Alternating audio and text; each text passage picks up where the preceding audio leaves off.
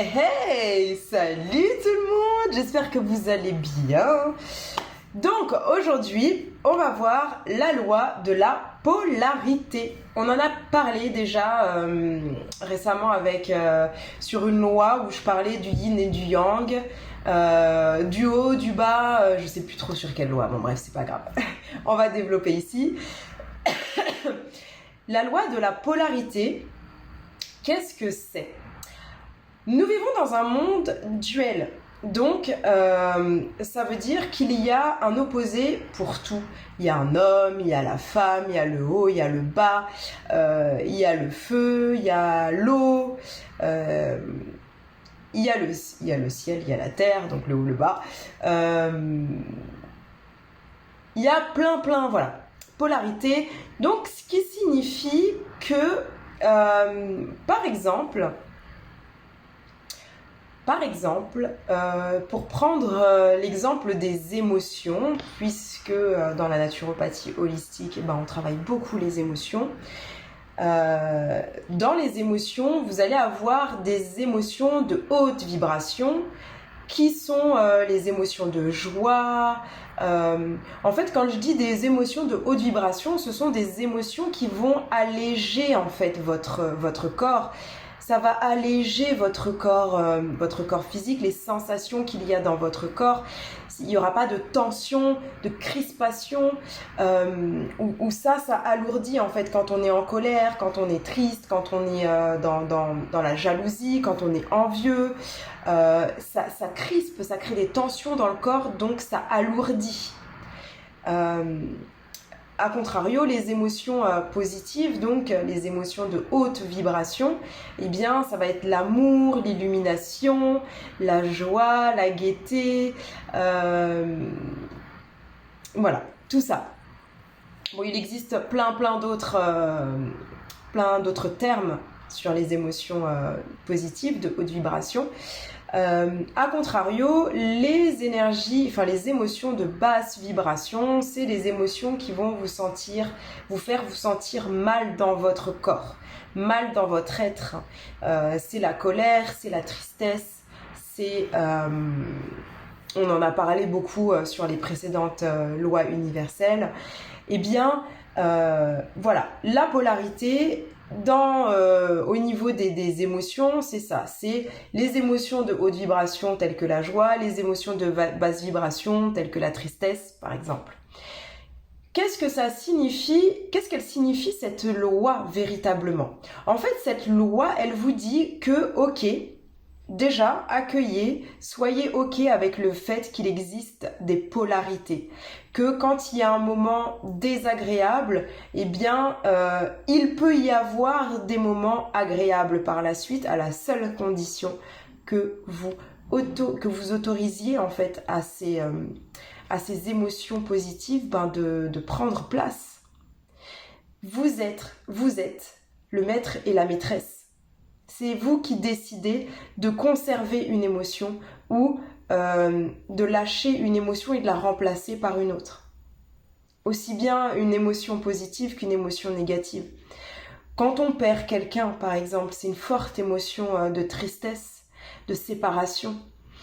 Eh bien, soit vous choisissez de continuer à être triste un certain laps de temps. Ça ne veut pas dire qu'il faut réfuter cette tristesse. Cette tristesse, elle est bien présente, elle est bien là parce que on a perdu quelqu'un qu'on aime, qu'on continue d'aimer encore dans la matière, même si physiquement elle n'est plus présente, cette personne. Mais qu'est-ce que vous voulez en faire en fait de cette émotion ? Est-ce que vous voulez continuer à l'alimenter toute votre vie, cette tristesse, ou est-ce qu'à un moment donné, vous voulez lui dire stop. Ok, j'ai pleuré, j'ai pris le temps que j'avais à prendre d'être en deuil et maintenant, je veux vivre pour moi. Je veux vivre pour moi dans ma philosophie de vie. Je vis pour moi, mais en fait, je vis pas que pour moi. Ça veut dire je vis pour me faire plaisir, pour me faire du bien, pour que je puisse être dans de belles émotions, dans de belles énergies.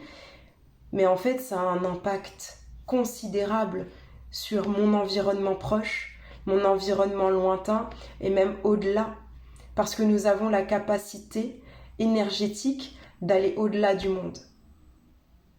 Peut-être que c'est loin de vos croyances que je dis, mais c'est pas parce que vous croyez que ce que je dis est faux que ça l'est. C'est ma vérité, c'est toujours mes expériences, mes pratiques et ce que j'ai pu voir que je vous partage. Donc, tout ça pour dire que plus vous allez vous focaliser sur le fait de vouloir vous sentir bien, sans rejeter le fait que vous alliez mal. Je m'explique quand je dis ça. Le fait de se sentir pas bien, le fait d'être dans une période de mauvaise santé, par exemple, santé physique, émotionnelle, mentale, eh bien, c'est pas forcément mauvais. Justement, l'univers laisse ça rentrer en vous pour que vous allez puiser à l'intérieur de vous la force de sortir de ça, que vous alliez trouver les solutions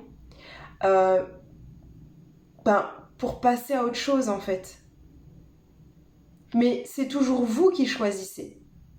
C'est vous qui choisissez soit de rester dans cette situation, de laisser la responsabilité aux autres et donc de laisser les autres avoir la maîtrise sur vous, sur votre vie.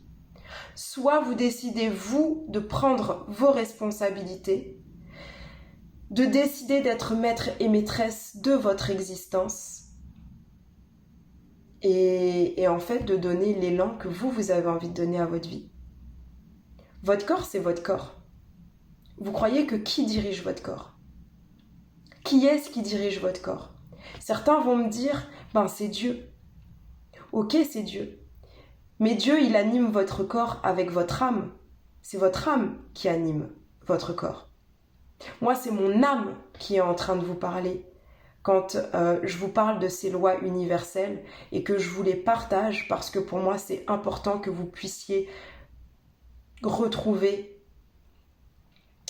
votre chemin.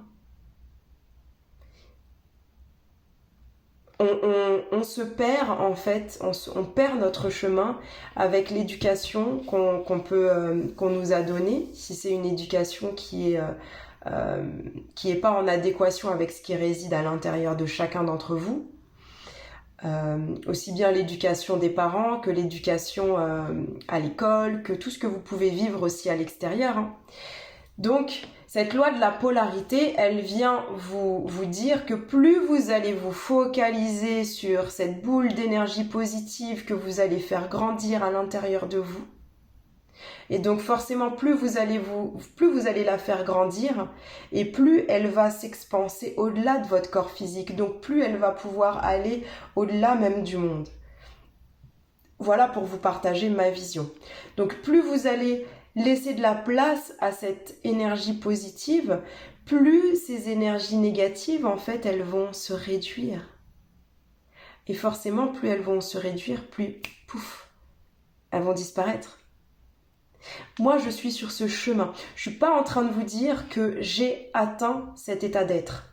Je suis pas en train de vous dire que dans ma vie, il n'y a pas des choses désagréables. En revanche, aujourd'hui, je prends les choses d'une autre manière qu'il y a 5 ans, qu'il y a 10 ans, qu'il y a 15 ans, qu'il y a même 20 ans. Ah, je me fais plus jeune, hein.